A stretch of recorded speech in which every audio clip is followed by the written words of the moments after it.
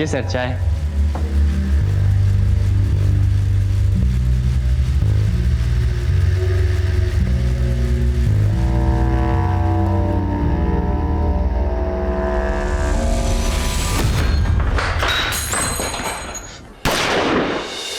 भाई कोई हिलेगा तो खोपड़ी खुल जाएगी। चलो चलो चलो चलो चलो बे चल चल। अरे भाई चश्मिश चल गाड़ी डिलीट करो। अरे सोच कर रहा है कर दे भाई, नहीं तो बीवी बेवा हो जाएगी थारी। चल फटाफट कर निकाल।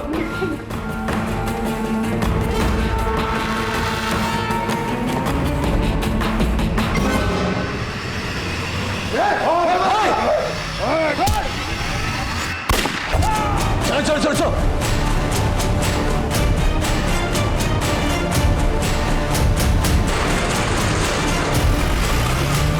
नमस्कार आदाब।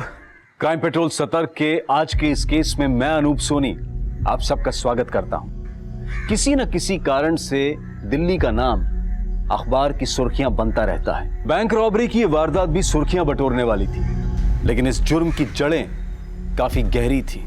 जो नजर आ रहा था उससे कहीं ज्यादा संगीन थी इस जुर्म की श्रृंखला।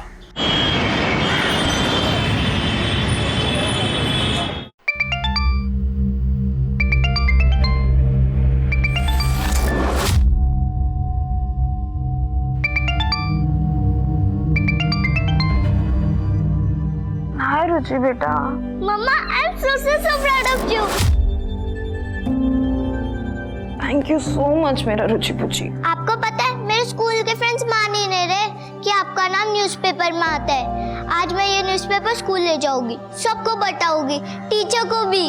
ओके मेरा बच्चा। अच्छा मुझे बताओ आपने नाश्ता किया? नहीं मम्मा अभी नहीं किया। आप कब आओगी? I miss you so much. I miss you too मेरा बच्चा। मम्मा ना आपकी बर्थडे से पहले आ जाएगी, mamma promise. Okay mamma love you. Love you too बच्चा। मुझे दे। हाँ बेटा नाश्ता कर लिया? क्या माँ 5 बजे तो ऑफिस से आई हूँ। आपको पता है मैं अभी रुचि से यही पूछ रही थी कि उसने नाश्ता किया या नहीं। कैसा होता है ना, सब माएँ एक जैसी होती हैं, सब माओं का सवाल भी एक जैसा होता है। अच्छा बाबा सवाल नहीं पूछती, लेकिन सलाह तो दे ही सकती हूँ ना। हाँ देख रचना बेटा, ये नाम कमाने के चक्कर में ना तू दुश्मन मत बना लेना। छोटी मोटी खबरों तक तो ठीक था, लेकिन तू अब जो कर रही है ना वो खतरनाक है। तुम्हारे सीनियर निशा को शौक होगा खतरों से खेलने का, लेकिन उसके शौक के लिए तुम अपनी जान खतरे में मत डालना, समझी? अरे अब उठ भी जा, कब तक सोती रहेगी? रात भर निशाचर की तरह घूमती रहती है। कितनी बार बोला कि अब ये करियर वरियर छोड़ो और शादी पे ध्यान दो, और इस बार मेरी बात नहीं मानी ना तो देख लेना। मम्मा क्या आप रोज रोज सुबह चालू हो जाती हो? फोन पे धमकियां कम आ रही थी क्या जब आप भी चालू हो गई? देख ये मजाक की बात नहीं है, मैं बहुत सीरियस हूँ। अच्छा अच्छा ठीक है बाबा, मैं शादी कर लूंगी, लेकिन शादी करने के लिए कोई लड़का भी तो मिलना चाहिए ना। अरे तो वो है ना तेरे ऑफिस में तेरे साथ जो काम करता है अभिषेक, उसमें क्या खराबी है? कर लो बात, जब देखो फोन ही आते रहते। हाँ, अभिषेक 100 साल जियोगे तुम। एक्चुअली मेरे घर पे ना तुम्हारा ही मुद्दा छिड़ा हुआ है। मेरी तारीफ कर रही थी या बुराई? तारीफ और तुम्हारी भूल जाओ। एक्चुअली वो क्या है ना कि मेरी मम्मी मुझे बार बार कन्विंस कर रही है कि मैं तुमसे शादी कर लूं। तो बोलो करोगे मुझसे शादी?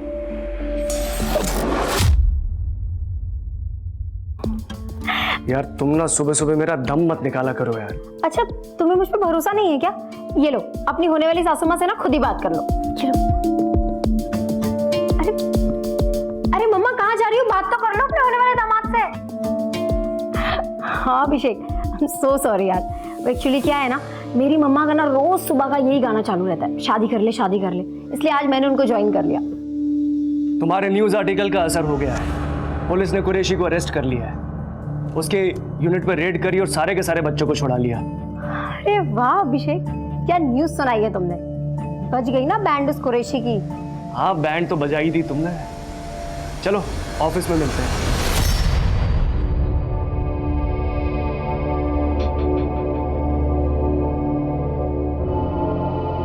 निशा और अभिषेक, तुम दोनों इस बार इलेक्शंस कवर करोगे। पर सर फिर क्राइम कौन कवर करेगा? आई मीन कुरैशी जैसे काफी लोग हैं दिल्ली में। तुम्हारी असिस्टेंट रचना करेगी।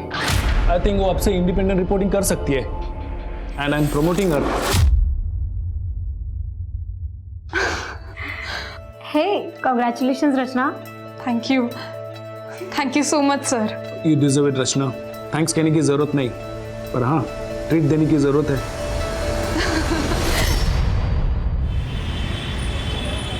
ओके रुचि पुची, मम्मा भी ना जल्दी जल्दी जल्दी आ जाएगी। क्या खिचड़ी पकड़ी है माँ बेटी में? बहुत खुश है रुचि। पता है उसने अपने पूरे स्कूल में सबको न्यूज आर्टिकल दिखाया।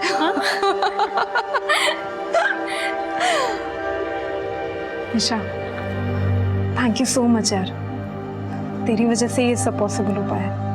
अब इतना सेंटी मत हो। ये बता कि रुचि को दिल्ली कब लेके आ रही है? हाँ अब स्कूल्स में बात की है काफी। होपफुली नेक्स्ट एकेडमिक ईयर उसका यही होगा। वो सब तो ठीक है, लेकिन मेरी ट्रीट मत भूल जाना। वापस आने के बाद बहुत बड़ी ट्रीट दूंगी, इनफैक्ट पार्टी करेंगे। पर हाँ उससे पहले तुझे मेरी हेल्प करनी है। हाँ रुचि के लिए बर्थडे गिफ्ट लेना है और कल 12 बजे मेरी बस है, फिर टाइम नहीं मिलेगा। मैं एक शॉप जानती हूँ जो 24 घंटे खुली रहती है। ऑफिस के बाद जाते हैं। ग्रेट। क्यों लोंडियो ज्यादा उड़ रही है क्या? पंख नहीं काटेंगे, अब के सीधा गर्दन कटेगी। समझ जा तू और समझा दे अपने असिस्टेंट ने भी। भौंकने वाले काटते नहीं। अगर हिम्मत है ना तो नाम बता।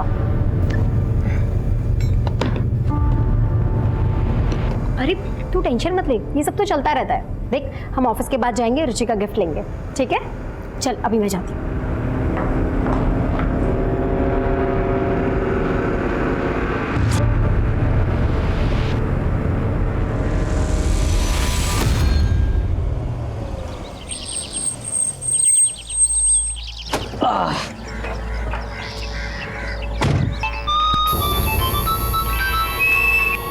किसका फोन था? कुछ नहीं यार, बस वही हाई प्रोफाइल जर्नलिस्ट होने के पक्ष। बॉयफ्रेंड के नहीं, बदमाशों के कॉल आते हैं मुझे, गालियों से भरे हुए। चलो bye, see you tomorrow. Bye bye. साहब वो 5 मिनट लगेंगे, पेट्रोल भरा लूं क्या? नहीं हाँ, हम ऑलरेडी बहुत लेट हो चुके हैं। पहले हमें घर छोड़ दो, उसके बाद जो करना है कर लेना। हाँ रिटर्न आने में मेरा पेट्रोल खत्म हो जाएगा, मैं फंस जाऊंगा, फिर बस थोड़ा टाइम लगेगा। तो ये दिन भर से याद नहीं आ रहा था कि पेट्रोल डलवाना है? हाँ और अभी सर्विसिंग के लिए भी दी थी ना गाड़ी। याद था मुझे, पर दिमाग से निकल गया पेट्रोल का। अभी अभी फटाफट भर लूंगा मैं। जो करना है ना जल्दी करो।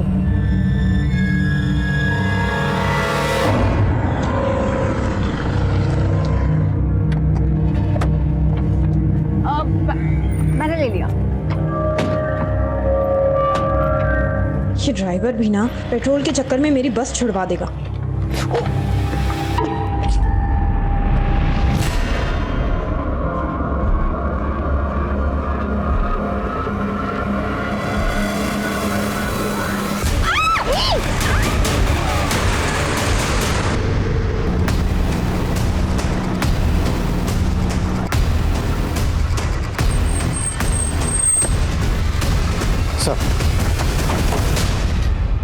सर मेरा नाम अभिषेक है। निशा और रचना मेरी कलीग्स हैं सर। यही वो जगह है जहाँ पर हमारे ऑफिस का कैब ड्राइवर विष्णु रोज उन्हें ड्रॉप करता है। उनका घर पास में ही है सर। सर जैसे हमारे एडिटर विजय सर ने मुझे रचना को आए कॉल के बारे में बताया। हेलो रचना। अरे आप फोन मिला दिया साली ने। मार के फेंक इसको। मैंने फौरन आपको बता दिया और यहाँ पर आ गया। विष्णु का नंबर दीजिए। जी तो रचना और निशा का यहाँ से कहीं और जाने का प्लान था? सर मुझे नहीं लगता, क्योंकि रचना की आज 12 बजे की बस है। वो 2 दिन के लिए अपने घर जा रही है बुलंदशहर। हम तीनों ऑफिस से साथ में निकले थे, फिर हमने रचना की बेटी के लिए गिफ्ट लिया। फिर विष्णु ने मुझे घर ड्रॉप किया और निशा रचना को लेकर निकल गया। सर विष्णु का नंबर तो बंद आ रहा है। ये विष्णु कैसा आदमी है और आपके ऑफिस में कितने अरसे से काम कर रहा है? 1 साल से सर। और 1 महीना पहले उसकी वजह से हमारे ऑफिस में बवाल हुआ। विष्णु, ये जो रियर व्यू मिरर है ना, ये पीछे गाड़ियां देखने के लिए होता है, समझा ना? नहीं साहब, वो मैं पीछे देखने के लिए सेट कर रहा था। ओ गॉड, इज ही ड्रंक? तूने पी रखी है ना? नहीं विष्णु, निकल जाओ यहाँ से अभी के अभी। साहब मैं हाथ जोड़ के माफी मांगता हूँ, दोबारा ऐसा गलती नहीं होगा मुझसे। साहब बोलो ना आप, मैं माफी मांगता हूँ, मैं दोबारा गलती नहीं करूँगा। एक चांस और दीजिए प्लीज। तो निशा ने उस वक्त तो माफ कर दिया विष्णु को, लेकिन हो सकता है विष्णु के मन में कहीं खटास रह गई और उस बेइज्जती का बदला उसने अब लिया। हो सकता है सर, लेकिन आप प्लीज़ निशा और रचना को जल्दी ढूंढ लीजिए सर। निशा की माँ का रो कर बुरा हाल है। रचना की माँ को तो मैंने अभी तक बताया भी नहीं है। बेफिक्र रहिए, हम पूरी कोशिश कर रहे हैं। विशाल सर। विष्णु का पता लगा? जी सर, प्रेस वैन का रजिस्ट्रेशन नंबर मैंने हर टोल नाका और चेक पोस्ट पे भेज दिया है। सभी टोल नाका की सीसीटीवी स्कैन करो, बैरिकेडिंग करवाओ और हर गुजरने वाली गाड़ी को स्कैन करो। सर, आसपास कहीं भी सीसीटीवी नहीं है।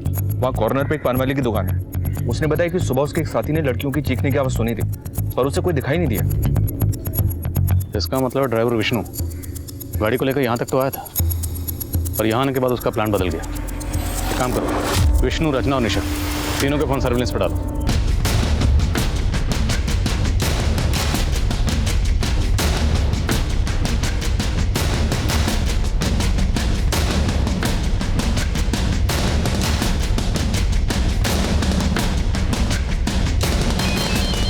सर जल्दी आइए, निर्मल बाग में कुछ मिला है।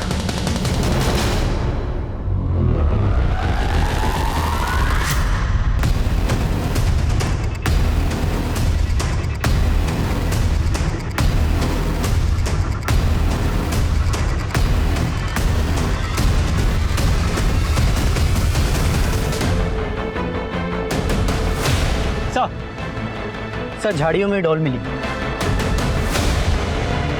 अभिषेक ने बताया था कि रचना ने अपनी बेटी के लिए गिफ्ट खरीदी।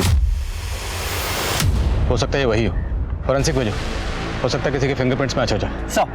2 जाबाज महिला पत्रकारों के साथ हुई इस घटना ने पूरी दिल्ली को हिला कर रख दिया है। हमने आपको पहले भी बताया कि पुलिस के इस क्राइम सीन में पहुंचने के पहले ही एक पीड़िता की मौत हो गई, वहीं दूसरी पीड़िता की हालत नाजुक बताई जा रही है। सूत्रों के अनुसार कहा जा रहा है कि पीड़िताओं के साथ पहले दुष्कर्म किया गया।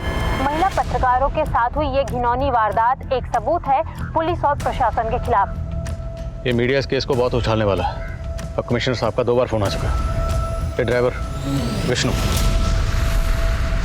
मुझे 24 घंटे के अंदर अंदर लॉकअप में चाहिए। सर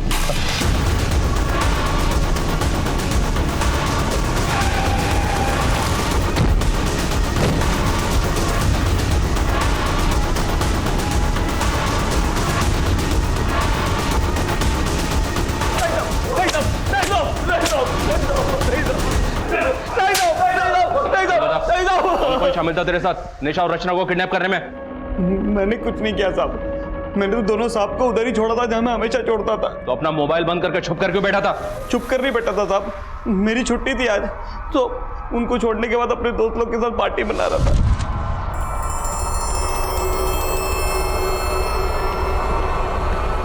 अरे यार, ये बैटरी भी अभी डेड होनी थी।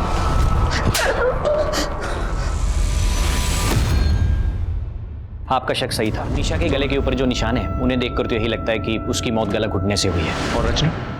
कंडीशन क्रिटिकल है, हमने उसे आईसीयू में शिफ्ट कर दिया है। उसके सिर पे गहरी चोटें आई हैं। कहीं घूमने चले? रचना, इसी मीटिंग की वजह से तुम अपनी बच्ची को स्कूल से नहीं ला पाए। रचना देखो, तुम गलत समझ रही हो, हमारे भी जैसा कुछ नहीं है। बस, अब मैं और रुचि एक पल भी तुम्हारे साथ नहीं रह सकते। जहाँ जाती हो ना तुम तो जाओ, लेकिन लौट कर वापस बताना। सच बोलने वाले रिपोर्टर को तो हमेशा खतरा रहता है सर। निशा ने रिसेंटली एक मीट पैकेजिंग यूनिट के ऊपर एक स्टोरी ब्रेक की थी, जहां पे दर्जनों बच्चों को इलीगली काम पे रखा गया था। ये लीड निशा को एक एनजीओ वर्कर देव ओझा ने दी थी।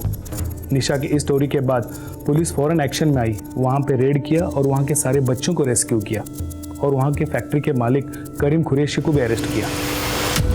करीम कुरैशी और ड्राइवर विष्णु, उसने एक बार निशा के साथ बदतमीजी की थी, बात आप तक भी पहुंची, लेकिन आपने उसे नौकरी से नहीं निकाला। सर गरीब आदमी है, पिछले 1 साल से मेरे पास है, निशा ने भी जोर नहीं दिया, इसलिए मैंने पहली गलती समझकर उसको माफ़ कर दिया। और रचना ने जब आपको आखिरी बार कॉल की वो कॉल महज 20 सेकंड की थी, फिर भी आपने रिकॉर्ड की, पूरी कॉल रिकॉर्ड की। क्या आपको पहले से अंदाजा था कि ये कॉल इतनी इंपॉर्टेंट है? सर, मैं एक न्यूज़पेपर चलाता हूँ, मुझे हर रोज़ धमकी आती है। हम जर्नलिस्ट हमारे सारे कॉल्स रिकॉर्ड करते हैं और ये एक बेसिक चीज़ है हमारे प्रोफेशन में। तोड़ो इस विष्णु को, नहीं उगले तो हलक में उंगली डाल के उगलवा। सर एक बात बतानी रह गई थी। निशा को पिछले 2-3 दिनों से एक प्राइवेट नंबर से धमकी के कॉल्स आ रहे थे। जिस दिन ये हादसा हुआ उस दिन भी। हाँ मनीष, करीम से बात करने की परमिशन मिली? जी हाँ सर, अभी दीवानपुर पुलिस स्टेशन शादरा से परमिशन मिला है। तुम शादरा पहुंचो, हम करीम से मिलते हैं। साहब, उन गरीब बच्चों को मेरे यहाँ पे काम करके 2 वक्त की रोटी मिलती थी। उनके माँ बाप खुद छोड़ के गए थे मेरे पास उन लड़कियों ने जानबूझकर मुझे फंसाया और इसकी सज़ा अल्लाह ने उन्हें दे दी। सज़ा अल्लाह ने दी या तूने? और अब अपना सारा किया कराया ऊपर वाले पे डाल रहा। मैं क्या कर सकता हूँ साहब, मैं तो यहाँ जेल में हूँ, लेकिन ज़्यादा दिन रहूँगा नहीं। आज नहीं तो कल जमानत हो ही जाएगी मेरी। जी हाँ सर, कुरैशी की वॉइस रिकॉर्डिंग की, उसकी आवाज़ धमकी वाले कॉल से मेल तो नहीं खा रही है, फिर भी डिटेल इन्वेस्टिगेशन के लिए फॉरेंसिक भेज दिया उसे। और उसके कॉल रिकॉर्ड भी निकलो, क्रिमिनल बैकग्राउंड का आदमी है, हो सकता है किसी हिस्ट्री शीट से करवाया। Right sir. मनीष, दोनों लड़कियों को एक साथ किडनैप किया गया, इसमें से निशा के साथ गैंग रेप किया गया और उसकी बेरहमी से हत्या कर दी गई, रचना के साथ सिर्फ रेप। ऐसा क्यों? सर, अब इस सवाल का जवाब या तो रचना दे सकती है या फिर वो क्रिमिनल्स। नहीं मनीष, अब सारे सवालों के जवाब हमें ही ढूंढने। रचना और निशा, इनकी पर्सनल और प्रोफेशनल लाइफ में जितने भी लोग हैं सबसे बातचीत करो। निशा के साथ जिस तरह से बेरहमी से गैंग रेप किया गया और उसका कत्ल किया गया, और रचना की जो हालत है, उससे तो यही लगता है कि इन दोनों के साथ किसी ने कोई गहरी दुश्मनी निकाली। आखिर ऐसी कौन सी दुश्मनी थी जिसकी कीमत निशा को अपनी जान देकर चुकानी पड़ी, या फिर इस वारदात का मकसद कुछ और ही था?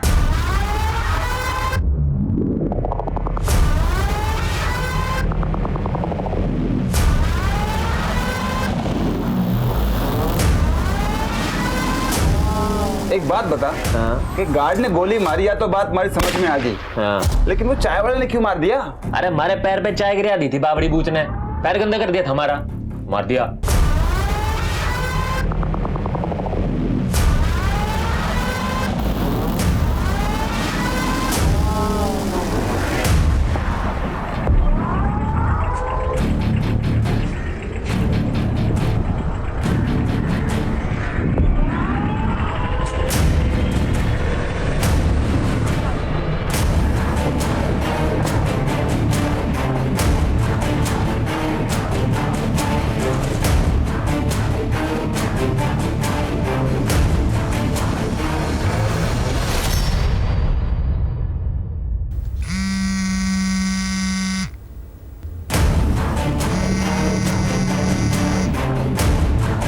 हेलो। अरे कांड खोल के सुन लो सब, अपने अपने फोन के सिम निकाल के फेंक दो, कुछ दिनों के लिए अंडरग्राउंड होना है हमें। सर, मेरे परिवार में कोई भी लड़की नौकरी नहीं करती है, लेकिन रचना को मेरे परिवार की इज्जत का कोई ख्याल नहीं था। उसे तो बस अपनी फ्रीडम प्यारी थी। और ये जो उसकी सहेली है निशा, वो उसे चढ़ाती रहती है, ये चढ़ती रहती है। मैंने कुछ कह दिया तो बेटी को लेकर मायके जाके बैठ गई। तो आप कहना चाहते हैं कि रचना को फ्रीडम चाहिए थी, इसलिए वो अलग होना चाहती थी, but from your side it was perfectly alright. हमारे बीच म्यूचुअली डिसाइड हुआ था कि अलग होने के बाद हम अपनी जिंदगी अपने ढंग से जी सकते हैं। अलग होने के बाद? लेकिन आपका तो रचना से डिवोर्स नहीं हुआ, फिर भी आपने एंगेजमेंट कर ली, और कानूनी तौर पर वो अभी भी आपकी बीवी है। इतना बड़ा हादसा हुआ, आपने कोई खबर नहीं ली। मैं खबर क्यों लेता सर? रचना और मेरे बीच में कोई रिश्ता है ही नहीं। रही बात तलाक की, तो हाँ, मैं उससे तलाक लेना चाहता था, लेकिन रचना बहुत बड़ी लालची औरत निकली। एलिमोनी पे उसने 20 लाख रुपए मांग लिए मुझसे। सर, इतनी बड़ी रकम मैं कहाँ से लाके देता? इसलिए उसे रास्ते से हटाने की कोशिश की ताकि झंझट ही खत्म हो जाए। सर, मैंने नहीं मारा उसको, मैं क्यों मारूंगा उसे? जिस वक्त रचना और निशा पर हमला हुआ उस वक्त तुम कहाँ थे? मैं अपने घर था सर, बुलंदशहर में। ये तुम्हारे कॉल रिकॉर्ड्स, इनके हिसाब से तुम उस दिन दिल्ली में थे। सर, एक्चुअली मेरा ट्रांसपोर्ट का काम है, मेरे पास कई ट्रक्स और टेम्पोज हैं। कई शहरों में मेरे ऑफिस हैं, दिल्ली में भी है सर।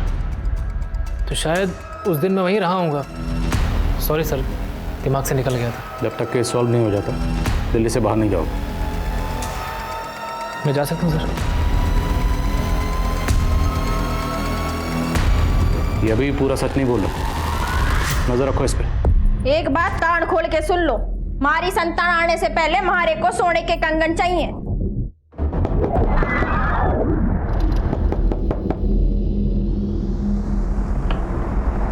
भाई साहब 2 मिनट। सर, फॉरेंसिक रिपोर्ट आ गई है सर। विष्णु और उसके दोस्तों के वॉइस सैंपल्स किडनैपर से मैच नहीं हुआ। विष्णु ने कुछ और बताया?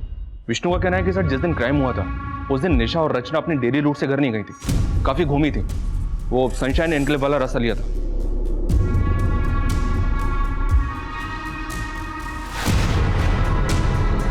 यहाँ पे नवदेश न्यूज का ऑफिस है। नवदेश न्यूज से एक गाड़ी निशा, रचना और अभिषेक को लेकर इस तरफ निकलती है। एकता नगर, लोटस मार्टिन से गाड़ी पहुंचती है गुप्ता कॉलोनी, जहाँ पे गाड़ी अभिषेक को ड्रॉप करती है। अभिषेक को ड्रॉप करने के बाद गाड़ी आगे बढ़ती है झांझर नगर, फिर आदिलबाग, और आदिलबाग होते हुए गाड़ी फाइनली पहुंचती है व्यास चौक। निशा और रचना दोनों लड़कियां ड्रॉप होती हैं। फिर यहाँ से 6 किलोमीटर आगे ईस्ट में निर्मल बाग। हमने सारे रूट के स्पीड भी चेक किए, ऐसा कोई भी व्हीकल स्पॉट नहीं हुआ जो उनका पीछा कर रहा हूँ।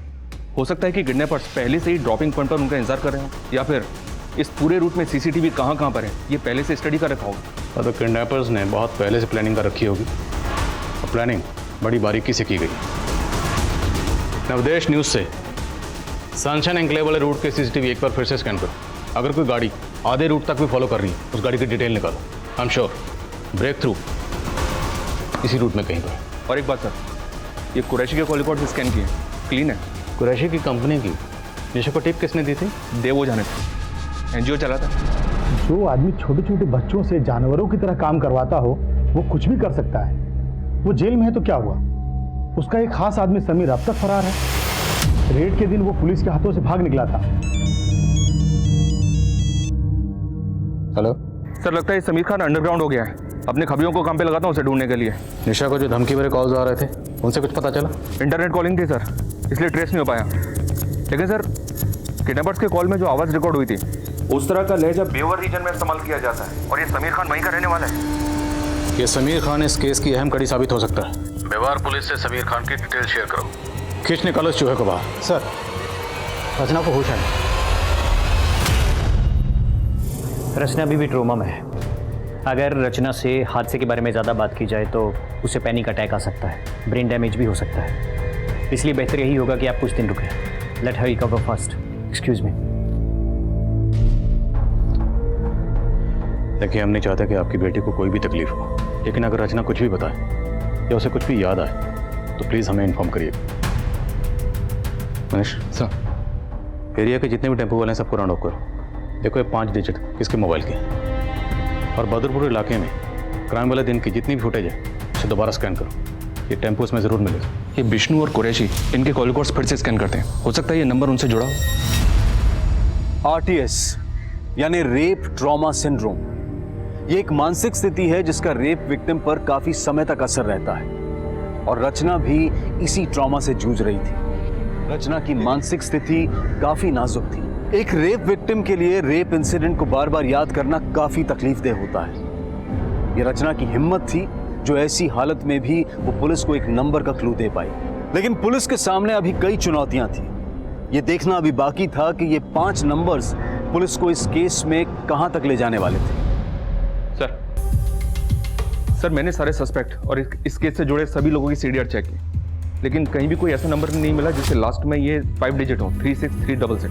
सर, मुझे भी ऐसा कोई टेम्पो नहीं मिला जिस पे ये लिखे हो 36366। किसी भी टेम्पो पर नॉर्मली किसका नंबर लिखा होता है? मोस्टली तो ओनर का ही होता है सर। सर, कभी कभी टेम्पो पे ओनर के ऑफिस का लैंडलाइन नंबर होता है। हम लोग मोबाइल नंबर ढूंढ रहे हैं, शायद लैंडलाइन नंबर हो। एग्जैक्टली। अभी हमें इतना तो पता है कि ये क्रिमिनल जो भी है वो बेवार रीजन में कहीं से है। तीनों जिलों के एसटीडी कोड निकालो। उन एसटीडी कोड के साथ ये 5 डिजिट मिला के डायल करो। अगर ये किसी का लैंडलाइन नंबर है तो कहीं ना कहीं घंटे जरूर बजेगी। आजा, बैठ जा। देखो भाई, 2 दिन में निकलना है हमें, सब लोग तैयार है ना? हमारी बात मानो तो ये सुपारी वाला काम ठीक ना है, और चोरी चकारी लूटपाट ठीक है अपने लिए। अरे मेहंदी, फट रही है क्या थारी? हैं?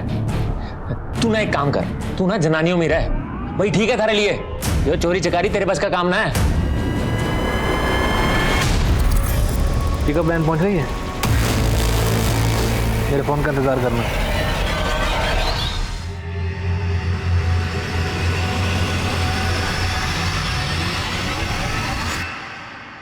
हाँ बल्ली बोल। अच्छा ठीक है, नजर रखो उस पर। समीर खान का पता चल गया? उठाओ से। सर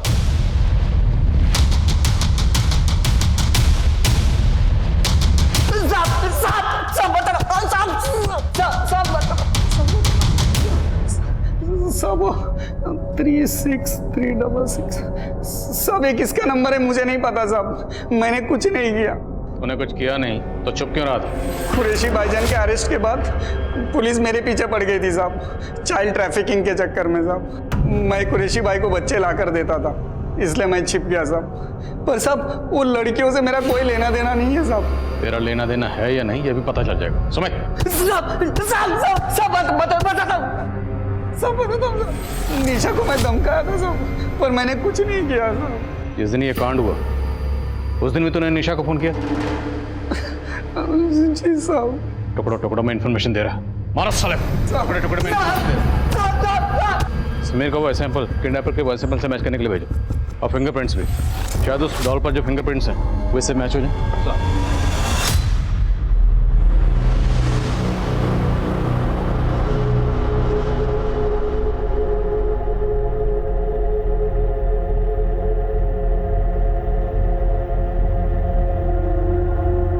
मम्मी ये सब क्या लिखा है आपके बारे में?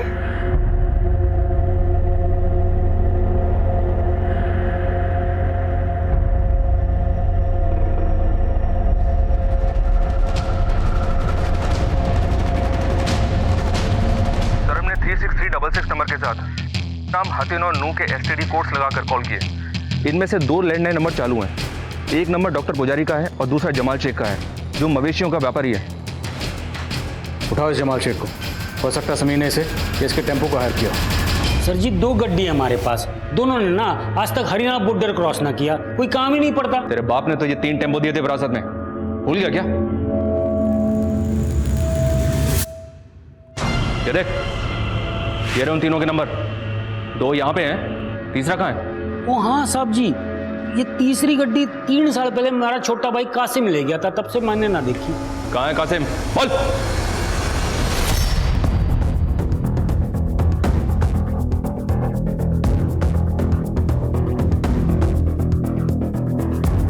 सर गांव वालों ने कंफर्म किया है कि कासिम पिछले कई सालों से गांव में नहीं आया। पता लगा इस कासिम का, दिल्ली और व्यवहार में हर जगह इसकी फोटो सर्कुलेट करो, अपने खबरियों को एक्टिव करो। मुझे लगता है समीर के साथ इस कासिम का कोई ना कोई कनेक्शन जरूर निकलेगा। सर कहीं ऐसा तो नहीं कि इस कासिम का और रोहन का आपस में कोई कनेक्शन हो? कासिम ने अपने भाई से कहा था कि वो ट्रांसपोर्ट का बिजनेस करेगा, और इस रोहन का भी ट्रांसपोर्ट का बिजनेस है। हो सकता है। रोहन के ऑफिस वाले से बात करो, पता करो क्या वहाँ पे कोई कासिम नाम का ड्राइवर था, और 9 पुलिस से कासिम की डिटेल शेयर करो। Okay sir.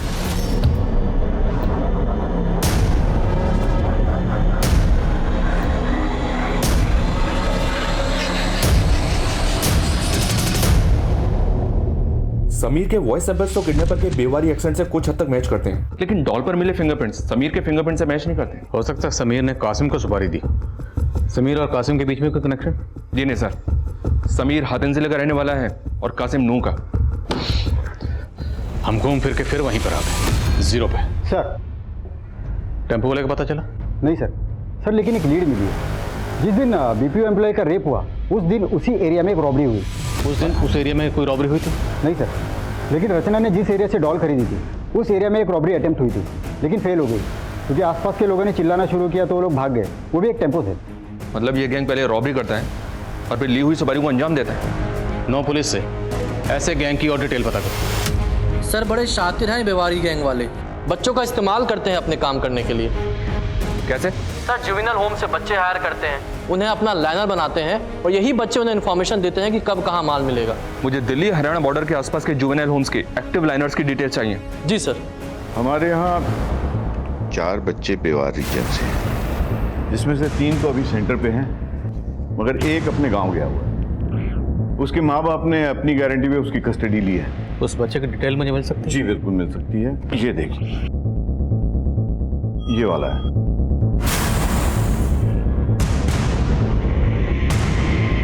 रघु नाम है ना तुम्हारा? डरो मत, तुम मुझे जो भी बताओगे वो हम दोनों के अलावा किसी को पता नहीं चले, तुम्हें कोई नुकसान नहीं पहुंचे। सर बैंक में सर कब कितनी सिक्योरिटी होती है, कब बैंक में लोग कम होते हैं, ये सब पता करना मेरा काम था सर।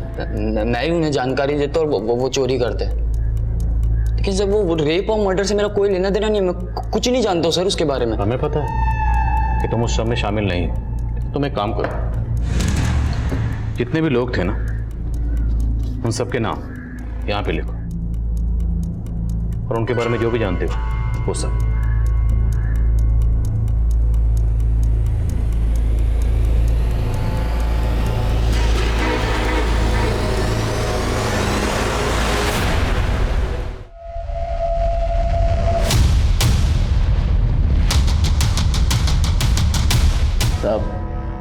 रघु हमारे लिए खबरें लाने का काम करता था। उसी की मदद से हमने बदरपुर और उसके आसपास सारी चोरियां करी थी।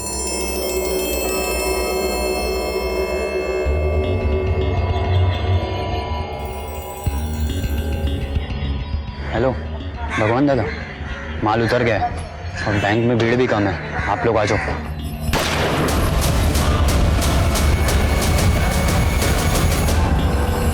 और सच बोल। सच कह रहे साहब, हमने चोरियां करी हैं लेकिन किसी की इज्जत ना लूटी। ऐसे सच नहीं बोलेंगे, और बनाओ सालों का। अरे साहब साहब साहब क्या साहब, आप झूठे कैसे फंसा रहे हो? हमारे खिलाफ कोई सबूत ना है आपके पास? सबूत चाहिए? सबूत चाहिए तो सुन, जिन 2 लड़कियों को तुम लोगों ने उठाया था ना, उनमें से एक लड़की बच गई है। उस लड़की ने तुम्हारे टेम्पो को पहचान लिया है। 36366 और टेम्पो के पीछे जो नंबर लिखा था उससे हम पहुंचे जमाल तक, और जमाल ने बताया कि वो टेम्पो उसके भाई का है, कासिम का। कासिम कौन? ये निशा और रचना की सुपारी किसने दी थी? समीर ने, रोहन ने या किसी और ने? साले मेहंदी, एक काम ढंग से ना होता थारे से। साले मेहंदी लगा के ना घर पे बैठ जा। ये चोरी चकारी ना थारे मतबल का काम ना है। गलती हो गई भाई, माफ कर दे। साले थारे गलती के चक्कर में ना पकड़े जाते आज। आज चुप हो जा भाई। हैं? लूट नाकाम के हो गई, लड़ने लग रहे आपस में। शांत बैठ।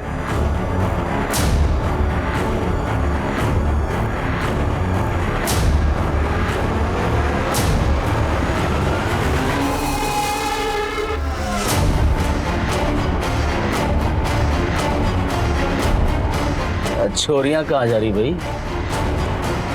गुस्सा निकालना है तो इनको निकाल ले। क्या भाई साहब, ये सब काम हम थोड़ी ना करें, बवाड़ मचेगा, फंस जाएंगे। ये भी कौन फंसावेगा हमें? चल लगा ले वैन के पाछे। तन का सुख तो मिला ना, तन का सुख ही ले लेते हैं।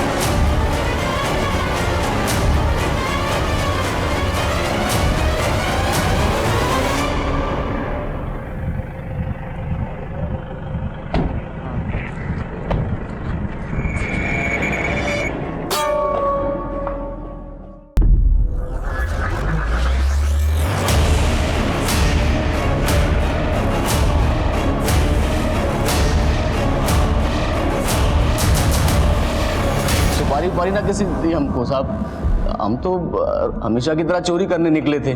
बस उस दिन किसी ने शोर मचा दिया तो भागना पड़ा हमको।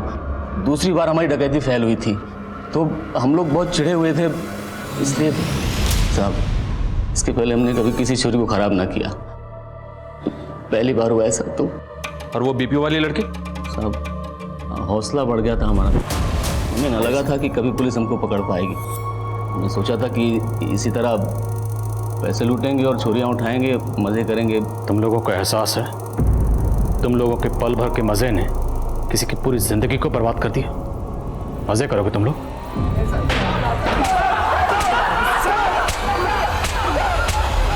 रचना और निशा के गुनहगार इस वक्त जेल में सजा काट रहे हैं। रचना के शारीरिक घाव तो भर चुके हैं, लेकिन उसके मन पर लगे घावों को भरने में अभी और वक्त लगेगा। कुछ लोगों का यह मानना है कि अगर उस दिन निशा और रचना रुचि के लिए गिफ्ट लेने ना जाती तो शायद बच जाती। अगर उनकी प्रेस वैन पेट्रोल स्टेशन पर ना रुकती तो वो बच जाती। लेकिन ये बात बिल्कुल बेबुनियाद है। अगर निशा और रचना वहां पर ना होती तो शायद उनकी जगह कोई और लड़की उस गैंग की हवस का शिकार बनती। जरूरत इस बात की है कि हम एक ऐसा माहौल तैयार करें जिसमें औरतें किसी भी वक्त कहीं पर भी आ जा सके और बेखौफ अपना काम कर सके। और ऐसे सुरक्षित वातावरण को तैयार करने की जिम्मेदारी पुलिस और समाज दोनों की है। एक सभ्य समाज की बुनियाद इसी से मजबूत होती है। देखते हैं हमारे आज के एपिसोड की दूसरी कहानी।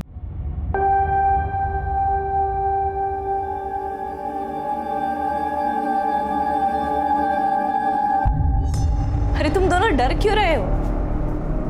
प्यार तो करते हो ना एक दूसरे से। बस फिर दोनों अडल्ट्स हो, हक से शादी करो। दीदी आप नहीं समझ रही है, हमारी बिरादरी को आप नहीं जानती। अगर हमारे पंचों को पता चल गया ना कि मैं कहीं बाहर शादी करने वाली हूँ तो मुझे काट कर कहीं फेंक देंगे। धत पगली, ऐसे कोई काट के फेंकता है क्या? पुलिस और कानून नाम की भी तो कोई चीज है कि सब खत्म हो चुका है। और ये पंच सरपंच, ये कानून से ऊपर नहीं है बेला। देख बेला, मैं ना तेरे घर वाले से बात करता हूँ, ठीक हो जाएगा सब। कोई फायदा नहीं है, माँ कभी नहीं मानेगी। तेरे बाबा तो तेरी बात मानते हैं ना, उनसे बात करके देख।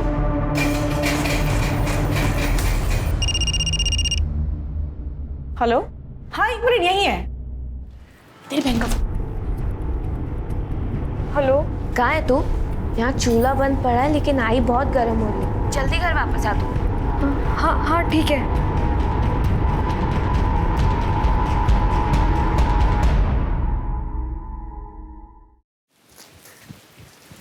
बाबा आ गई तू? ये देख तेरे लिए खौला है, ले ले। क्या लाया? ताई को भी दे। हाँ, समोसा। मैं पानी आंकता।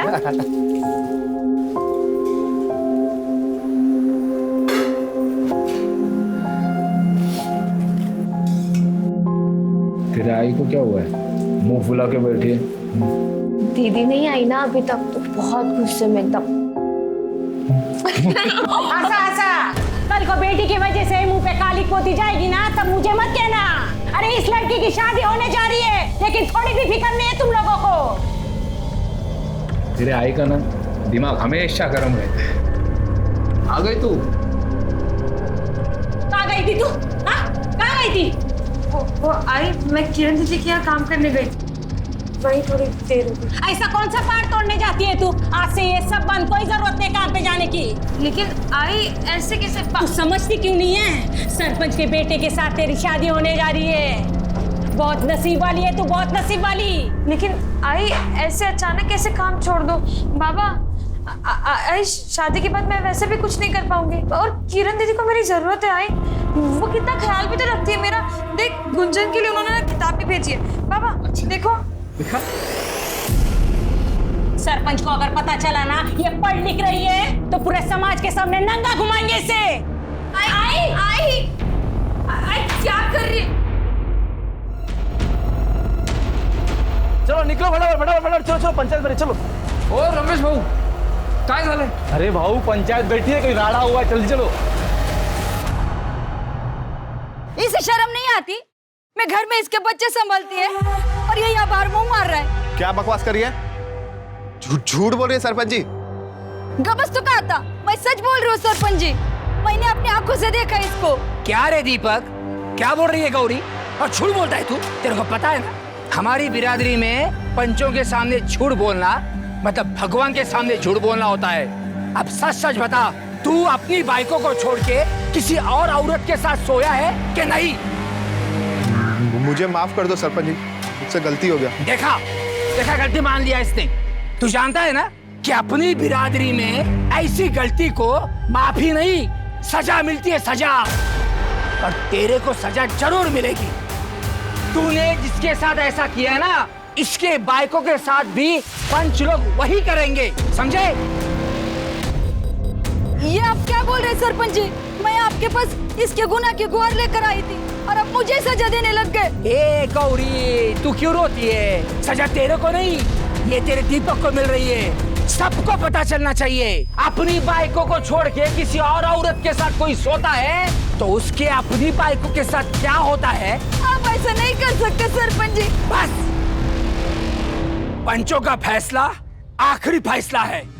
अरे देवा। राधे, बख्तोस ना अपनी बिरादरी में ये क्या हो रहा है। मैंने तो फैसला कर लिया है, मैं जल्द से जल्द तेरी बेटी बेला की सगाई अपने बेटे किशोर के साथ कर रहा हूँ और झट से लगन लागा तैयारी ला।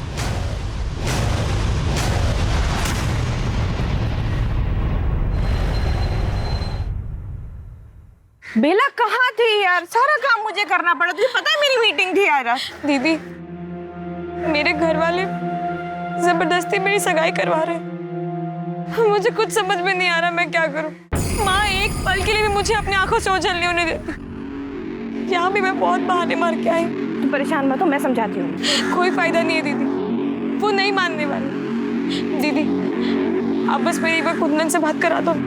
हाँ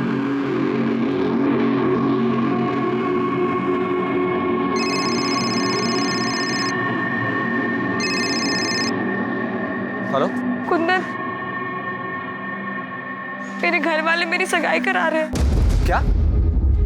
एक काम करते हैं, चलो भाग चलते हैं। आज मैं दोपहर में गाड़ी लेके आऊंगा, तुम तैयार रहना। ठीक है। ये पैसे रख, काम आएंगे तुम। ध्यान रखो दीदी।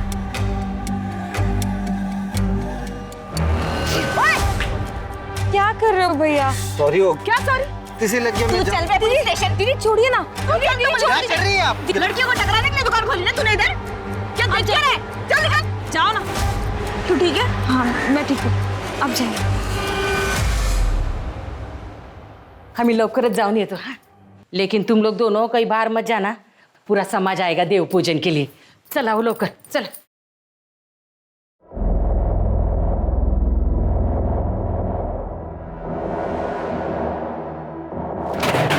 ताई तो सच में जा रही है? ताई मुझे बहुत डर लग रहा है।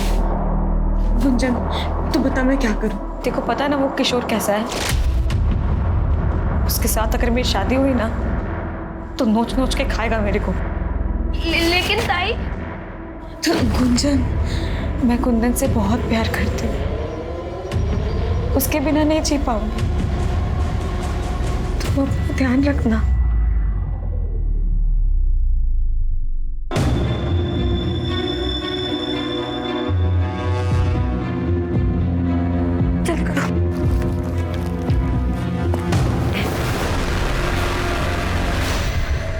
कौन है ये? हाँ मैं पूछता हूँ कौन है ये? क्या रे किशोर, क्या है ये? बाबा देखो ना, ये कौन है ये लड़का? बाबा बाबा बाबा मैं कुंदन से प्यार करती हूँ। भाई क्या बोलते? तू पागल हो गई है क्या? तेरी लगन का शगुन लेकर आया हूँ और तू?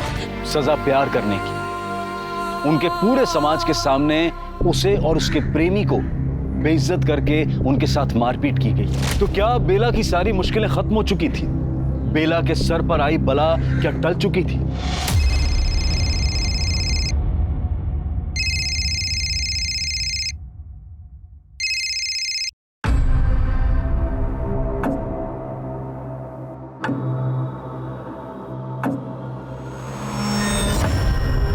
बेला कहाँ है? क्या हुआ तुझे?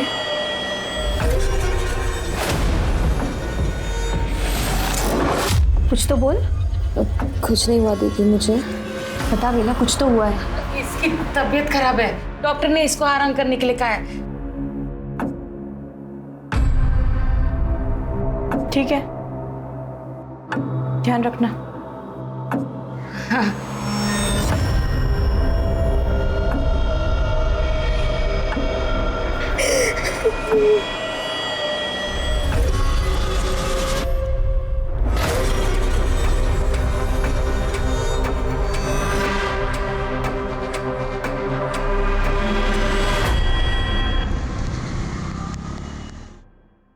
हाँ, मैं वो लेआउट ही देख रही थी। वेट, मैं ऑफिस आती हूँ and then let's go about this. Yeah okay.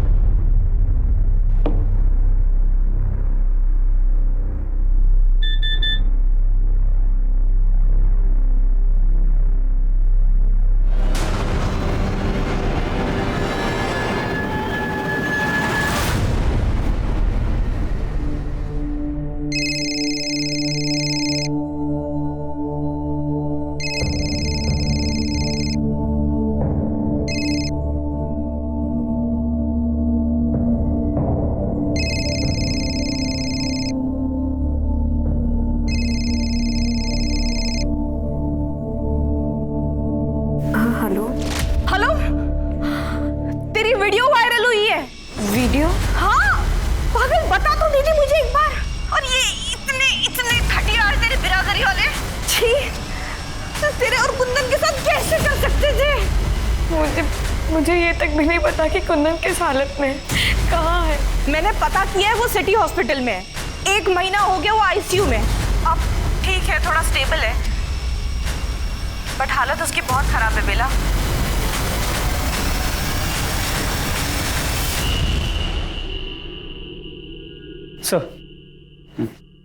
Sir ये वीडियो देखिए, वायरल हो रही है। यही पनवेल की। पता करो ये लोग कौन है। जो लोग भी इनके साथ ये कर रहे हैं इनको 3rd डिग्री मिलनी चाहिए। समझ नहीं आता लोग इंसानियत कैसे भूल गए यार।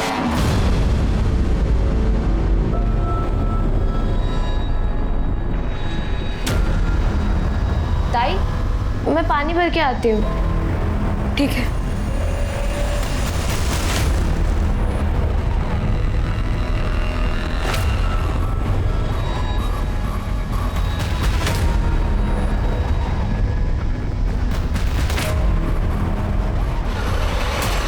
भैया सिटी हॉस्पिटल चलोगे? हाँ चलो भैया।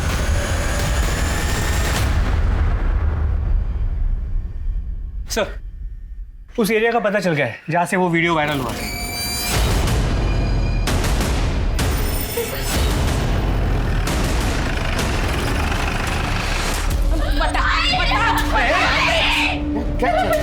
क्यों मारे उसको? कुछ नहीं साहब। वो वीडियो दिखाओ। ये वीडियो तुम्हारी बेटी बेला का ही है ना? हाँ साहब। कहाँ है बेला?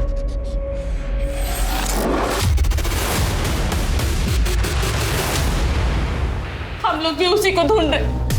देवता ने कुट्टे गिली थी। साहब, मैं और शोभा बिल्डिंग कंस्ट्रक्शन साइट पे काम करते हैं। दोनों काम पे गए थे। तो घर पे कोई नहीं था? तुमको तो पता होगा ना?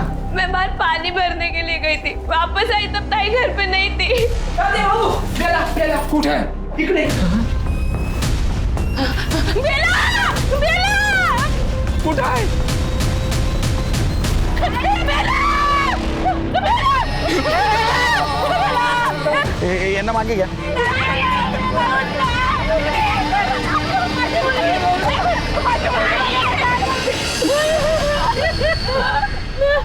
चलिए देखिए, स्ट्रैंगुलेशन मार्क्स। प्रताप, मरने से पहले लड़की ने बहुत स्ट्रगल किया लगता है। ये घास की हालत देखो। मेरे से गलती हो गई, माफ कर दो। इधर आसपास किधर सीसीटीवी के देखो और पूछताछ करो इस लड़की को किसी ने यहाँ आते हुए देखा था। बॉडी को पोस्टमार्टम के लिए भेज दो।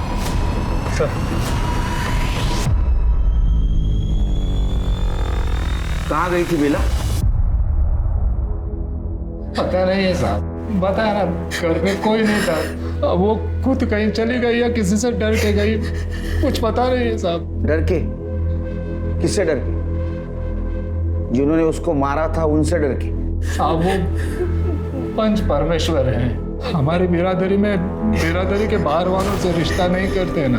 मेरी बेटी बेला को प्यार हो गया था कुंदन से, जो हमारी बिरादरी से नहीं था।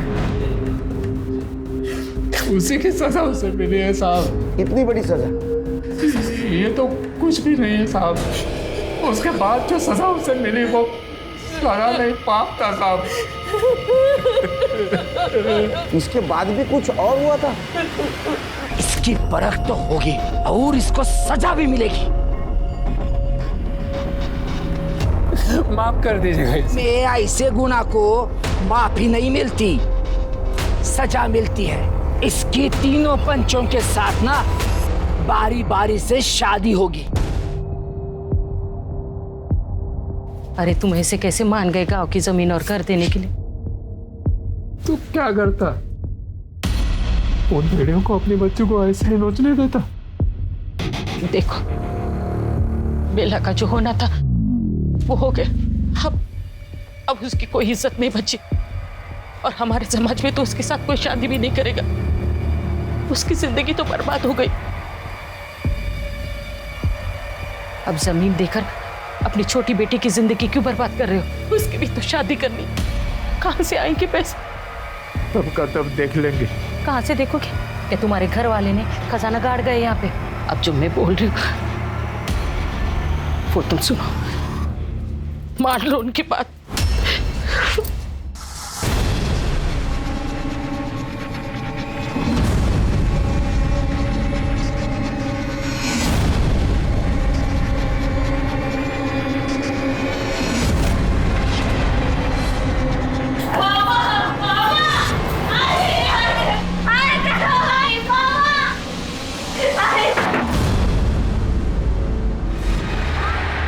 सजा के नाम पे वो लोग उसका रेप कर रहे थे और तुम होने दे रहे थे।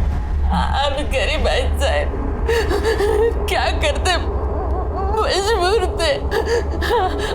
अगर कोई रास्ता होता तो हम हमारी बेटी को ऐसे कुएं में डाल देंगे। अरे तुम लोग हमारे पास क्यों नहीं आए? हमारी बिरादरी में पंचों का ही राज चलता है, उनके खिलाफ कोई नहीं जा सकता है सर।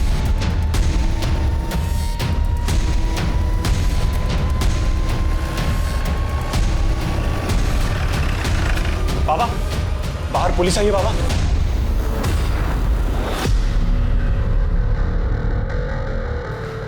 चल गया चल। ओ महाराज, क्या है ये? कहाँ ले जा रहे हो हमको? किया क्या है हम लोगों ने? तुम लोगों ने बेला और कुंदन को मारा, उनको नंगा करके घुमाया, बाद में बेला के साथ रेप किया और हमें शक है तुमने बेला का मर्डर किया। ऐसा हमने किया? झूठे सब आरोप है, आरोप से रखो। राधे ने सब कुछ बताया हमको। चल। अच्छा, आपको राधे ने बताया ये सब कुछ? और राधे ने बताया और आपने मान लिया है? सबूत है आपके पास? पुरावा? पुलिस स्टेशन चल, पुरावा दिखाता हूँ। चल। ओ साहब, उसके लिए भी ना सबूत चाहिए होता है। एक काम करना है, जाओ सबूत लेके आना, फिर बात करना। राम राम। अरे पाता का ध्यान देना। सरपंच वाली बात है, मामला बिगड़ सकता है, बेकार तमाशा होगा। सबूत लेके आऊंगा, तेरे को घसीट के लेके जाऊंगा। खुशी से जाओ।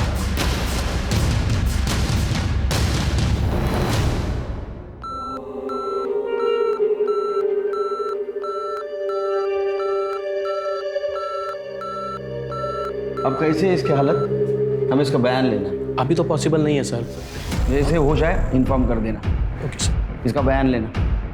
तब तक पंचों को उठा के ला, सच तो उनसे बुलवा के रहेंगे। सर।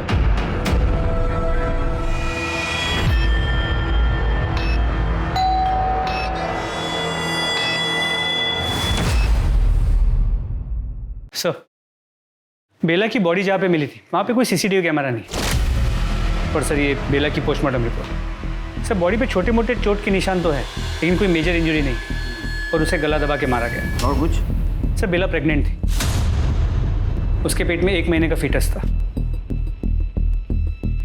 राधे का कहना था कि उसके साथ सारे पंचों ने मिलकर रेप किया था। इसका मतलब उन पंचों में से किसी की वजह से गर्भ ठहरा होगा, लेकिन ये तभी पता चलेगा जब उनमें से किसी का डीएनए फिटस से मैच होगा। सर, ये भी तो हो सकता है ना कि ये बच्चा कुंदन का हो सकता है, लेकिन अगर किसी भी पंच का डीएनए फिटस से मैच होता है तो हमें सरपंच के खिलाफ रेप का सबूत मिले।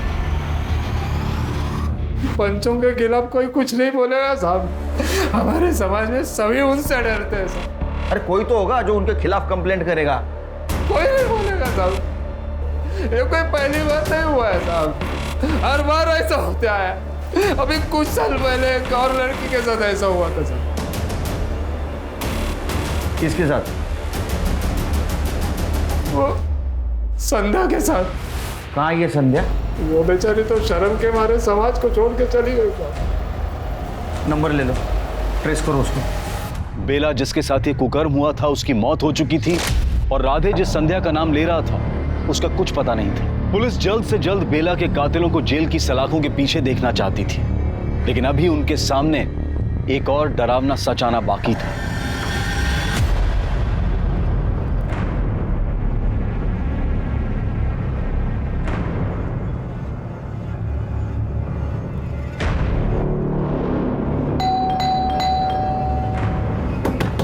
मैडम, मैडम,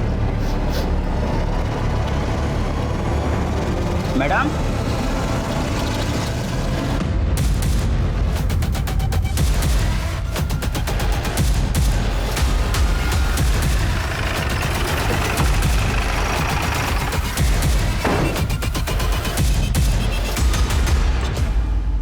आप लोग नीचे जाइए।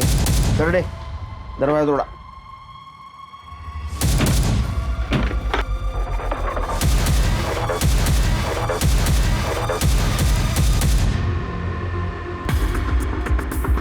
वो किरण मैडम ने 2 दिन से दूध की थैली नहीं उठाई और अंदर से कुछ बदबू आ रही थी। ये किरण मैडम इधर अकेली रहती थी? हाँ सर, अकेली रहती थी। अभी कुछ महीनों पहले यहाँ पे दिल्ली से शिफ्ट हुई है। आप कौन? मैं सुषमा, यही सोसाइटी में रहती हूँ। 2 दिन से बॉडी घर में पड़ी थी, कोई आता जाता नहीं? वैसे तो कोई आता जाता नहीं था, एक मेड आती थी। थी मतलब? अभी 1 महीना पहले ही उसने काम छोड़ दिया। क्यों? वो तो नहीं पता, लेकिन कुछ तो हुआ होगा। क्या नाम था मेड का? सर बेला।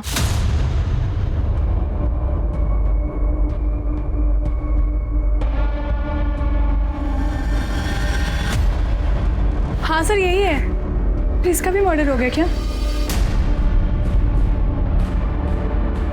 सर, आसपास में किधर भी सीसीटीवी कैमरा नहीं है। ठीक है, इनके घर वालों को इन्फॉर्म कर दो और बॉडी पोस्टमार्टम के लिए भेज दो। सर,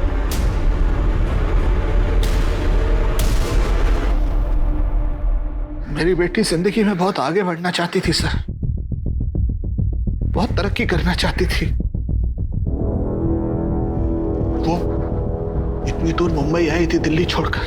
पहले तो बस दूर हुई थी हमसे और आप इतनी दूर हो गई कि बहुत दूर चली गई। पानी थैंक यू सर। उसका किसी के साथ झगड़ा, दुश्मनी? नहीं सर, ऐसा कुछ भी नहीं था। हाँ, थोड़ी आउटस्पोकन थी, कुछ गलत होते हुए देखती थी तो खुद को रोक नहीं पाती थी। अभी कुछ समय पहले अपने मेड को लेकर परेशान थी। मेड बेला? हाँ जी सर। पापा थैंक यू सो मच, आपने मुझे इतनी खूबसूरत लाइफ दी पापा।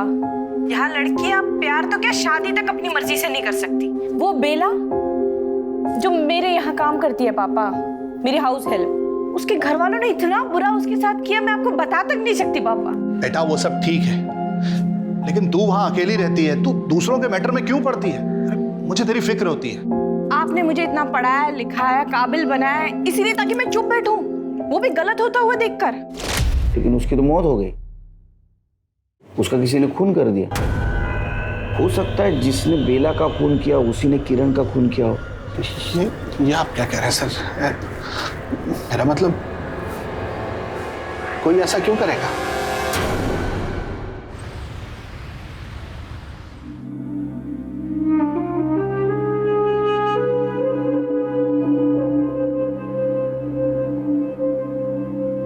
गुंजन कहाँ है? उसको सामान लेने भेजा है। हम सरपंच के खिलाफ पुलिस में शिकायत तो कर रहे, लेकिन मेरे को बहुत डर लग रहा है। उन लोगों ने हमारी बच्ची के साथ जो किया है ना, उसकी सजा तो मैं उनको दिलवा के रहूंगा।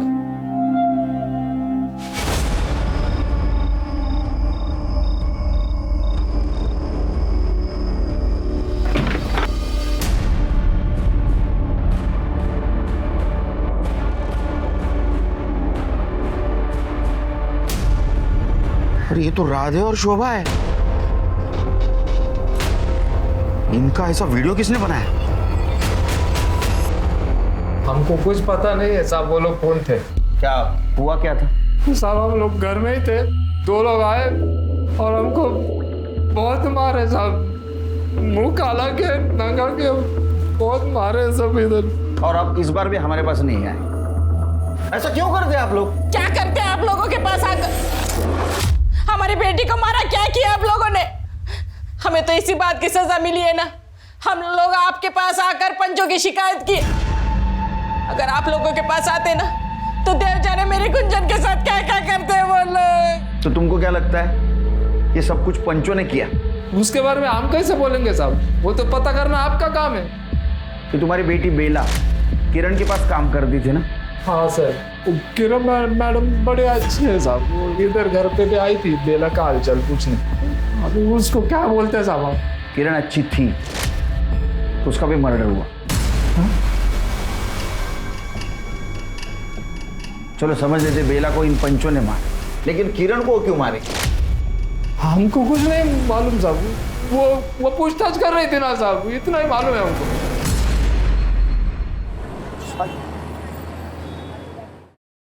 सर, किरण की पोस्टमार्टम रिपोर्ट, उसकी मौत 12 तारीख को हुई और उसे भी गला दबा के ही मारा गया। 12 तारीख मतलब जिस दिन बेला का मर्डर हुआ उसी दिन किरण का मर्डर हुआ? जी सर, तो उसकी कॉल रिकॉर्ड्स के मुताबिक 12 तारीख की सुबह उसने बेला को कई बार फोन किया।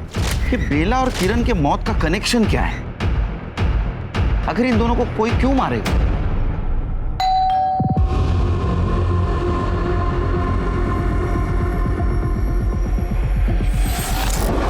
प्रताप, एक काम करो, ये जो वीडियो वायरल हुआ है, मुझे लगता है ये सरपंच के साथ जो 2 फंटर रहते हैं ना, उन्होंने ये कांड किया है।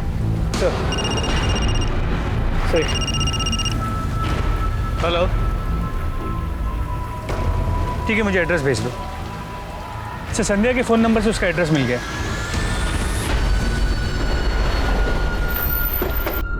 सुनिए जी, ये संध्या कहाँ रहती है? मैं ही संध्या हूँ, बोलिए। हमें तुम्हारे बिरादरी के सरपंच के बारे में बात करनी है। साहब आप इधर क्यों आए? आप चले जाओ, मेरा पति घर पे अगर वो सुन लेगा तो मुझे छोड़ देगा साहब। आप इधर आइए। तुम बेला को जानती थी? देखो, बेला का खून हो गया, उसके बाद बारी बारी सभी सरपंचों ने उसके साथ बलात्कार किया और हमें शक है कि उन्होंने ही उसका खून भी कर दिया। संध्या, तुम्हारे साथ क्या हुआ?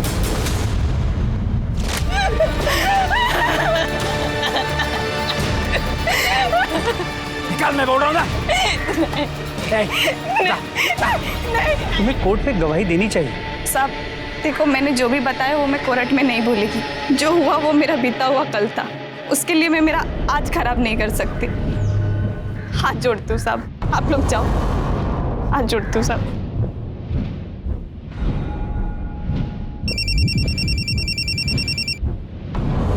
हेलो सर, राधे सही कह रहा था, मेरी संध्या से बात हुई, उसके साथ भी वही सब कुछ हुआ है, लेकिन वो कोर्ट में गवाही देने से इनकार कर रही है। ठीक है, मुझे हॉस्पिटल से फोन आया था, कुंदन को होश आया है, वहीं आके मिलो। इसकी कंडीशन अभी भी बहुत अच्छी नहीं है, प्लीज थोड़ा जल्दी करें। कुंदन, क्या हुआ था बेला के साथ? पता नहीं बेला कैसी है। बेला अभी इस दुनिया में नहीं रही, उसका किसी ने खून कर दिया। देखो, अगर तुम चाहते हो बेला को न्याय मिले तो तुम्हें सरपंच और बाकी लोगों के खिलाफ कंप्लेंट लिखवानी होगी। इसका स्टेटमेंट ले लो और पंचों के खिलाफ अरेस्ट वारंट निकालो। सर, अरे छोड़ दो ये साहब, बोल रहा हूँ ये सही नहीं कर रहे। तेरे जैसा घटिया इंसान जब सही गलत की भाषा करता ना, अच्छा नहीं लगता। इसका डीएनए बेला के फिटनेस से मैच करवा। चल। अरे छोड़ मेरे को। सर, किरण के घर के पास वाला जो चाय वाला था पिछले 2 दिनों से गायब है। तो सुनने में आया कि जब से किरण का खून हुआ है तब से वो परेशान था। उसके साथ किरण और बेला का झगड़ा भी हुआ था सर। उसका फोटो तो नहीं है सर, उसका नंबर मिला है मुझे। जरा चेक करा, उठे यार। सर, नंबर बोल। सर, प्रजापति, रमाकांत और सुरेंद्र, इन तीनों पंचों की डीएनए रिपोर्ट आ गई।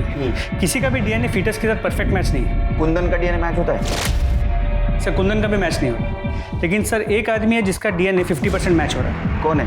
प्रजापति। उसका कोई भाई है? नहीं सर, उसका एक ही बेटा है, किशोर। उठा के लाओ उसको। सर साहब मुझे कुछ नहीं पता साहब। तेरा कोई चाचा है? नहीं साहब। तेरे बाप का बाहर लफड़ा जिसकी वजह से तेरे को सौतेला भाई? नहीं तो। नहीं ना? बेला के पेट में जो बच्चा था ना, उसका डीएनए तेरे बाप से 50% मैच हुआ है। तेरा चाचा नहीं, तेरा सौतेला भाई नहीं। इसका मतलब बेला के पेट में जो बच्चा है वो तेरा ही। नहीं साहब, वो हम दोनों की शादी होने वाली थी साहब, तो वो अपनी मर्जी से मेरे साथ सोई थी।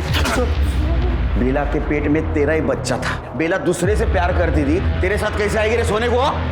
तूने मारा है ना? देख, तूने बेला का रेप किया, बेला के पेट में तेरा बच्चा था। ये बात किरण को पता चली। किरण तेरे पीछे लगी बेला से शादी करने के लिए। तेरे को शादी नहीं करनी थी, इसलिए तूने बेला और किरण दोनों को मार दिया। हाँ? नहीं साहब, मुझे तो मालूम भी नहीं इस सब के बारे में साहब। तू ऐसा नहीं बोलेगा, तू तेरे बाप का ही बेटा। ये जब सच बोलना शुरू करे तब तुम मारना बंद करना। सर, राधे और शोभा की वीडियो का सोर्स मिल गया। ऐसे कैसे हो सकता है?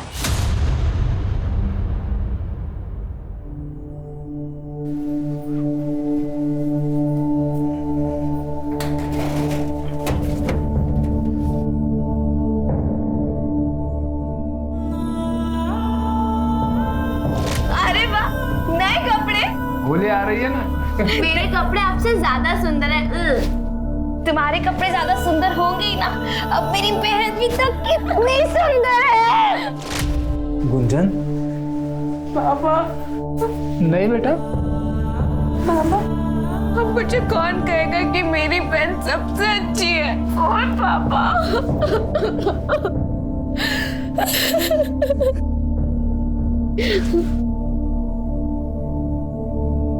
इंस्पेक्टर साहब, आप तुम्हारा और तुम्हारे पत्नी का जो वीडियो वायरल हुआ था वो तुम्हारे मोबाइल से हुआ था। क्या मिला तुम्हें? खुद को और तुम्हारी पत्नी को जलील करके। तो क्या करता साहब? मैं क्या करता? आप तो उस सरपंच और उसके चमचों को पकड़ नहीं पा रहे, तो मैंने सोचा मैं ही कुछ कर लेता हूँ। मैंने दिए थे अपने दोस्त को पैसे वीडियो बनाने के लिए। ये गैर कानूनी है और तुमने बहुत गलत किया है। आप लोग तो हमें न्याय नहीं दिलवा सकते ना, उल्टा हमें ही कानून बता रहे। तो किस्सा ही खत्म कर देते हैं। उन्हें तो सजा नहीं दे सकते ना, लेकिन मैं अपनी जान जरूर दे सकती। अरे शोभा, ऐसा मत कर शोभा। इंस्पेक्टर साहब, अरे रोक, अरे घोड़ा था वाला, अरे दर्द हो रहा।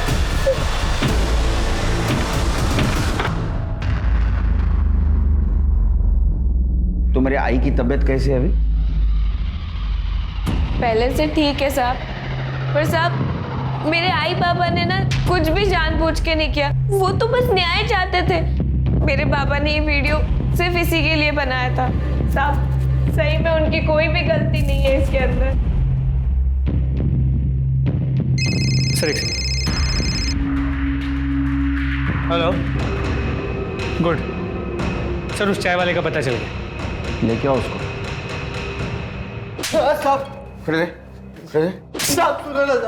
बेला को क्यों मारा? अपन ने किसी को मारा साहब? तूने मारा है। बेला को चाहता था ना तू? हाँ, किरण ने तेरे को डांटा था। क्या कर रहे हो भैया? सॉरी हो। क्या सॉरी?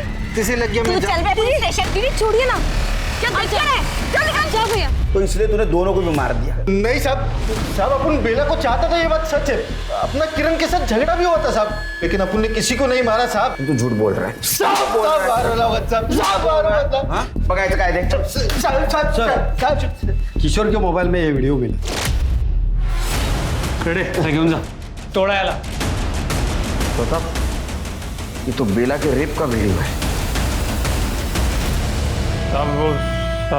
ये बोलना कैसे आया? बोलना कैसे आया? बोल। रेप किया था ना, उसके साथ रेप किया था ना तूने? तेरा डीएनए बेला के पेट में जो फीटस था ना, उससे तेरा डीएनए मैच हो रहा है। किया था तूने रेप? सब बेला के साथ रेप कर रहे थे। साहब देखो, मत मारो साहब, मत मारो साहब, मत मारो साहब। साहब देखो हमने कुछ नहीं किया है, पहले बोल रहा हूँ मैं। तेरे बेटे ने हमको सबूत दिया है, समझा ना, तुम्हारे हैवानियत का। तुम लोगों ने जो बेला के साथ रेप किया था उसका वीडियो शूटिंग है हमारे पास।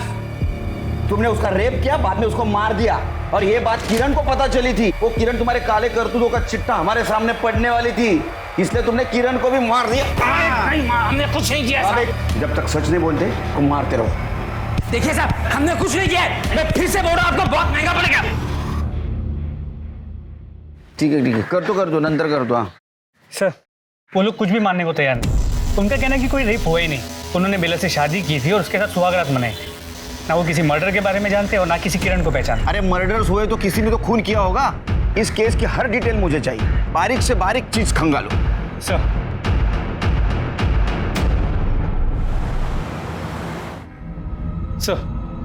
हॉस्पिटल के बाहर के सीसीटीवी कैमरा में बेला नजर आई।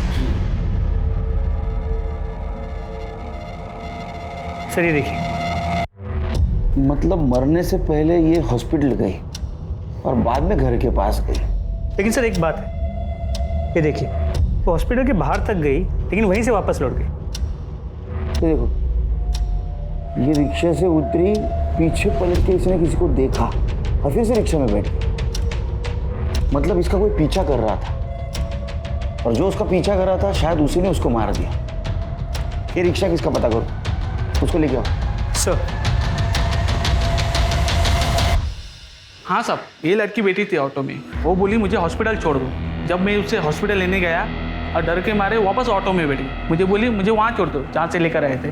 तुमने देखा ऑटो में कौन था? हाँ सर, जब मैं उसे छोड़ने गया तो पीछे से एक रिक्शा आ रही थी, तो मुझे कुछ गड़बड़ लगी, तो मैंने उतर के देखा तो एक आदमी निकल गया था।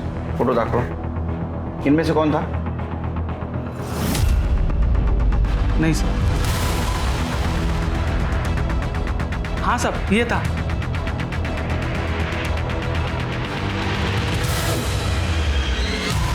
तुमने अपनी ही बेटी को मारा, क्यों? मेरी बेटी तो उसी दिन मर गई थी साहब, जिस दिन उन पापियों ने उसके साथ बलात्कार किया था। और उन लोगों को फंसाने की कोशिश की तो क्या करता साहब?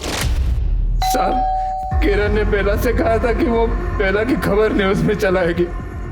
मैंने सोचा कि वैसे ही इतनी बदनामी हुई है, और बदनामी होगी तो गुंजन का हाथ थामने आगे कोई नहीं आया। ये सब मैंने अपनी छोटी बेटी गुंजन के लिए किया है साहब। अगर तुम पे अन्याय हो रहा था तो हमारे पास आते, हमसे मदद मांगते, लेकिन नहीं, तुमने इज्जत और समाज के नाम पे अपनी बेटी और किरण को मारा है। तुम्हें कड़ी से कड़ी सजा दिलवा के रहूंगा।